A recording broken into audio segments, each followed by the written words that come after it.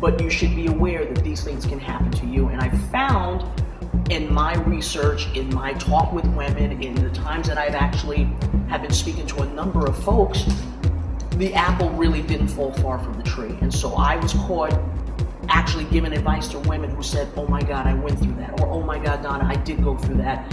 And so it compelled me to really write the book and really be as honest and forthright in this book. And so I dedicate this book to all those individuals who have gone through the whole process of being a step-parent. It's going to help a lot of women, and I believe it's going to even help a lot of men, because we do have stepdads out there, and I give them props for raising children that are not theirs as well. So I hope that people walk away reading this book feeling more educated, more empowered, that they can deal with these situations of possibly having a thick skin, because if you don't, the job may not be for you. So there are a number of things in this book that's going to explain to you and give you advice and give you some basic situations of what I went through that's going to actually help individuals. So I'm actually looking forward to hearing the responses. And if in fact you want to send me a response, you want to send me an email, feel free to go to www.ittakesavillagetoday.com. I would really love to hear.